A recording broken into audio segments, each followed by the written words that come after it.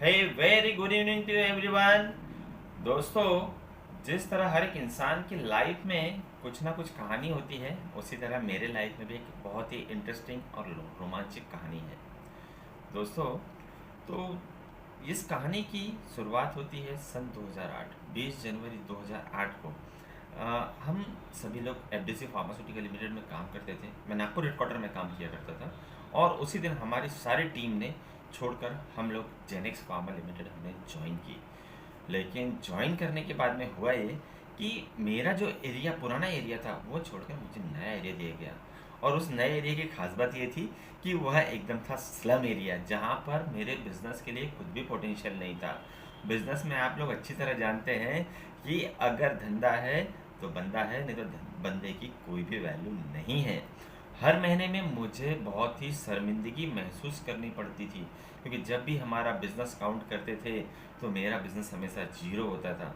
हम लोग pool territory में काम किया करते थे। पूल टेरिटरी में हम लोग 5 कलीग थे। 5 कलीग को हमारा एक टारगेट हुआ करता था, जिसके कारण मेरा जो बिजनेस हुआ, कंट्रीब्यूशन हुआ करता था, वो ना के बराबर हुआ करता था, जिससे मुझे बहुत ही शर्मिंदगी महसूस हुआ करती थी। यह सिलसिला कम से कम 4 या 5 महीने तक चलता रहा।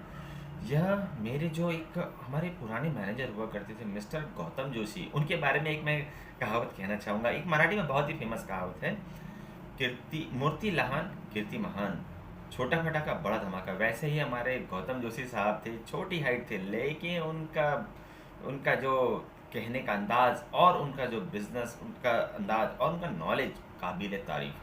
दोस्तों, उनको जैसे ही लगा कि इस बंदे में कुछ तो भी स्पार्क है, इस पर काम करना चाहिए, उन्होंने मुझे बहुत सारे टिप्स दिए कि आपको अपना डेवलपमेंट करना चाहिए, आप एरिया से बिजनेस करना चाहिए। उन्होंने सारी टीम को भी एक मैसेज दिया कि जो भी अगर यहाँ से बिजनेस सबसे अच्छा होगा, उसको एक अपॉर्चुनिटी मिलेगी, उसको सुपर स्पेशलिटी डिवीजन में एज ए एबीएम प्रमोट कर दिया जाएगा। दोस्तों, उस चैलेंज को मैंने एक्सेप्ट किया, जबकि मेरा एरिया एकदम पोटेंशियल नहीं था।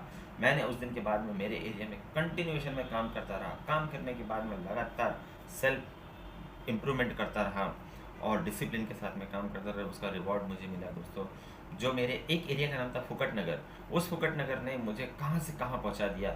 सारे दोस्त मेरे जितने भी कलीग थे, उनका बिजनेस एक तरफ और मेरा बिजनेस एक तरफ। दोस्तों, 1 साल के बाद में मुझे as a area sales manager मुझे प्रमोट किया गया। और दोस्तों, उसी दिन मैंने एक पूरी टीम को एक मैसेज दिया कि ज़िंदगी की असली उड़ान अभी बाकी है, ज़िंदगी के इंतहा कहीं अभी बाकी है।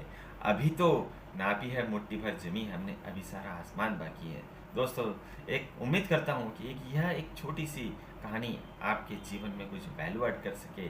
और मैं था आपका दोस्त सुभाष राठौड़, और मिलते हैं नेक्स्ट प्रेजेंटेशन में। Thank you so much. Good night. Thank you.